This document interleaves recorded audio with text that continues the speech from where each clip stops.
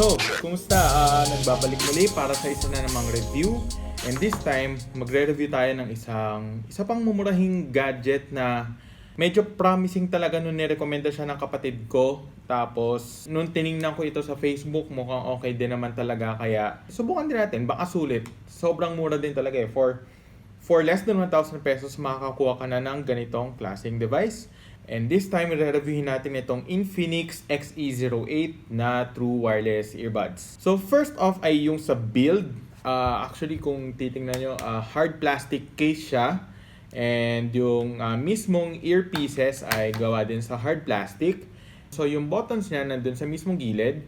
Tapos clear, meron siyang clear na plastic na mayroong branding sa loob na Infinix. Meron din itong silicone rubber na ear tips. Ang kulay ng ear tips ay dark gray na mayroong red-orange na accents dun sa loob. So, medyo cute siyang tingnan actually kung ako tatanungin. So, yun yung sa build, mostly hard plastic. So, almost katulad siya na sa Proton except na yung charging case ng Proton ay bakal, whereas yung charging case ng Infinix is hard plastic lang. So, next ay yung sa controls. Yung sa controls naman ito, actually, parang apat lang yung meron siya talaga, no? Meron lang siyang play, meron din siyang pause, pwede ka rin mag-next track, and then pwede ka rin mag-previous track. Unfortunately, wala siyang volume controls na available, which is kind of sad, pero I think ganun din naman dito sa Proton. Tapos, weird din yung controls na to, kasi hindi siya yung pwedeng isang pindot lang ay mag-next na. You have to press it for like 3 seconds para mag-skip or mag-previous track siya. Actually, pag pinindot mo na isang beses yung kaliwang button, magre-redial siya dun sa latest na tinawagan mo sa phone mo. So, medyo weird. Pero, ayun, yun yung controls niya. Pagdating naman sa fitting nito dun sa tenga natin, maganda naman yung fit. Meron namang tatlong range ng tips. Meron small, medium, and large. And I went for the small. Ayoko nung masyadong masikip. Medyo magiging masakit siya sa tenga kapag nagtagal. Yung itsura niya kapag suot mo siya sa tenga, medyo bulky siya tingnan. So, yun yung isang kakaiba dito. Kung ikukumpara ko dun sa Proton True Wireless Earbuds na nagamit ko na dati, since flat yung isang side ng Proton, mas flush siya tingnan pagdating sa tenga, pero pag yung Infinix naman, medyo bulky siya, medyo meron siyang konting round na makikita pag sinusuot mo ito sa tenga. And then yung connection pairing nito, doon ako talaga bumilib kasi ang gagawin niya, kunyari, yan, binuksan mo yung case. Pag inalis mo siya, immediately magko-connect yung dalawang earpieces. And then kapag bukas na agad yung diretso na siya na as in siguro mga 1 second, 2 seconds lang, connected na siya agad sa Bluetooth. So, ganun ka-automatic yung connection nito. So, sobrang okay yung feature na yon para sa akin. Next is yung sa sound quality naman. Actually, sa sound quality, sobrang bilib ako dito. Hindi naman sobrang high-end level na ganda, pero for its price, sobrang okay yung tunog niya. For less than 1,000 pesos, napakaganda na tunog. Pinatry ko nga dun sa kapatid ko yung sounds nito. At sa sobrang nagustuhan niya, hinanap niya yung kanta na narinig niya. Kasi medyo heavy bass yung pinarinig ko para nga ma-experience niya. So, ayun nga, pagdating sa sound quality, very decent yung bass niya, and then meron pa rin enough range ng mid-tones. So, mas maganda yung range ng tones niya actually kumpara sa Proton. So, kung ako papipiliin in terms ng sound quality, mas dito ako sa Infinix kumpara sa Proton True Wireless Earbuds na version 1. Take note, meron ng version 2 ang Proton True Wireless Earbuds na hindi pa natin natetesting dito sa channel na to. Noise cancellation naman, I would say around 80%, which is good actually. And pretty much expected naman yun pagdating dito kasi nga, dahil doon sa rubber tips na to, you can expect na talagang masisil niya yung tunog sa loob. And then, pagdating naman sa call quality, yun. May na-feature ng Infinix XE08 na talaga nagulat ako. Ang ganda ng tunog. Isang downside kasi dun sa ibang na-try ko na, sa isang earpiece lang maririnig yung audio nung kausap mo sa phone kapag ginagamit mo yung device for calls. Pero dito sa Infinix XE08, sobrang nagulat ako na nagagamit mo pareho. Which is good. And then, lagi ko tinatanong yung mga kausap ko during the time na tinetest ko to, naririnig daw nila ako na maayos. And very clear naman yung boses ko. Which is a plus again for this very cheap device. Ayun. So, yun yung isang okay talaga, especially for budget earbuds like this. And then, let's go to battery life. Medyo in-expect ko kasi na 10 hours talaga. Medyo umasa din ako doon sa promise na yun nung nasa Facebook post na yun. Apparently, hindi siya 10 hours na playback time. Or actually, 10 hours siya na playback time, pero hindi tuloy-tuloy. What I mean to say is, ang isang single charge nito, ang isang single full charge nito ay magagamit mo for around 2 hours hanggang 2.5 hours. And then after noon, magugulat ka na lang na, uy, malulobat na.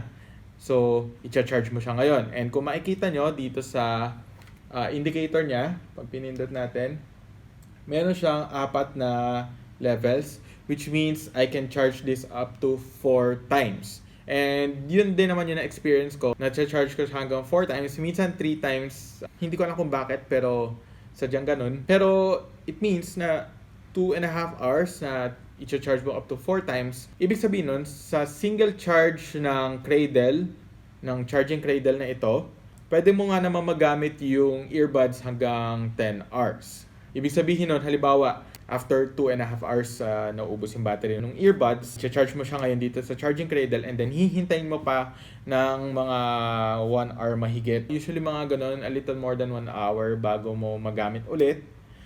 And then, medyo frustrating yun, especially kung ito lang talaga yung gamit mo. Kasi isipin mo, kung ito lang ang gamit mo, tapos gagamitin mo ng 2.5 oras, tapos mauubos ka ng battery, ano nga lang gagamitin mo? Babalik ka sa wired, or kung if you're like me na merong mga extra ganito, at least nagagamit ko to habang sinacharge to. Sayang yung experience. Pero wala tayong magagawa. Yun talaga yung isang downside ng mga budget earbuds like this, ng mga budget devices like this. Medyo compromise na mapuputol-putol lang yung wireless experience. But it's not to say na bad yung battery life. Kasi kung matatandaan nyo, around 2 to 4 hours naman yung tinatagal ng Proton dati. Yun nga lang, downside nito, hindi na siya nagko-connect lagi. Pero dito, so far, okay naman siya. Nagko-connect pa naman siya. And then, yun nga, 2.5 hours lang yung tinatagal ng battery. So, yun. Medyo downside yun pagdating sa battery life. So, yun ang mga na-observe ko so far na features ng Infinix True Wireless Earbuds. So, tingnan natin ngayon ano yung pros, ano yung cons. So, pagdating sa pros, excellent yung sound quality. Again, tulad na sinabi ko nga kanina, hindi ko in-expect na ganun kaganda yung sound quality ng isang less than 1,000 pesos na budget earbud. Good noise cancellation, which is expected gawa ng rubber tip. Cute yung kulay. Maganda tingnan yung kulay. Hindi siya kasing dull ng... Kung mapapansin nyo, yung iba, ganito lang, black and white, black with white branding. Pero dito sa Infinix, magandang touch yung red-orange na accent na yun. So para sa akin, okay siya. Tulad na sinabi ko kanina, maganda yung device for phone calls. Given yung noise cancellation, plus kung magagamit mo siya sa phone calls, isipin mo, kung habang bumibiyahe ka sa bus, tapos ginagamit mo to and then you receive a call, hindi ka mahihirapan na makinig dun sa taong kausap mo dahil nga maganda yung noise cancellation and naririnig mo on both earpieces yung kausap mo, which is okay yun. Punta naman tayo sa cons. Pagdating naman sa cons, battery life, it's not so bad. Yun lang, yung experience nga lang napuputol-putol. Kakaiba magugulat ka na lang talaga na lowbat na kahit wala pang 2 oras. Siguro gawa ng volume levels. So, napuputol yung experience, which is nakakabitin. Yung buttons, sobrang stiff. Isipin mo kapag gamit mo siya ngayon, kunyari iswasot ko siya, kailangan ko escape yung track, kailangan ko pa pindutin ng madiin. To the point na parang medyo mapipisil papunta sa inner ear mo yung... Hindi man inner ear. Medyo madidiin papunta sa'yo yung mismong earpieces kapag pinipindot mo. So, ayun, medyo downside yun na matigas yung button. Sana nakagawa sila ng paraan na medyo malambot-lambot naman or maganda-ganda yung quality ng buttons. And yung build, sabi ko kanina, hard plastic siya. Pero for some reason, ang dali niya masira. What do I mean by that?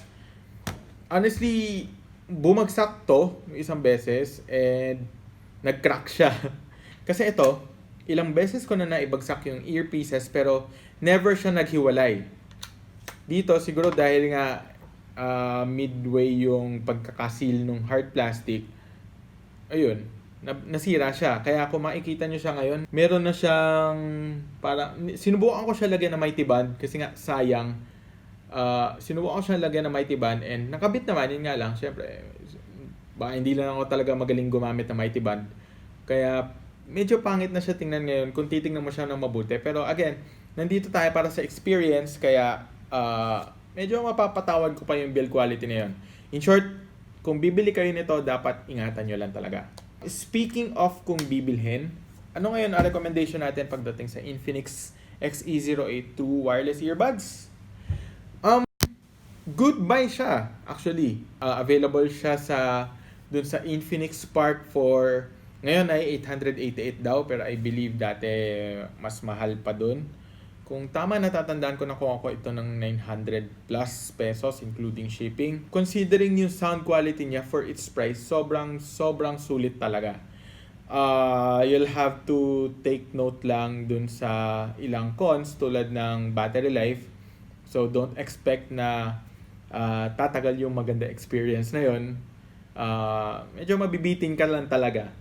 And then yung build, ingatan mo na wag ibagsak. Huwag kang gumaya sa akin, medyo clumsy ako talaga. Minsan madali ako makabitaw ng mga ganitong klaseng devices. Kahit yung phone ko, ilang beses ko na rin nabagsak yan. Pero, ayun nga, kung bibili ka nito, ingatan mo lang.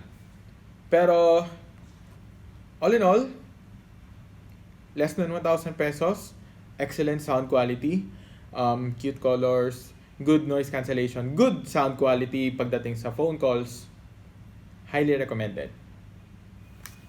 So, yun lang yun. Thank you for watching. Again, don't forget to subscribe and see you again on our next episode.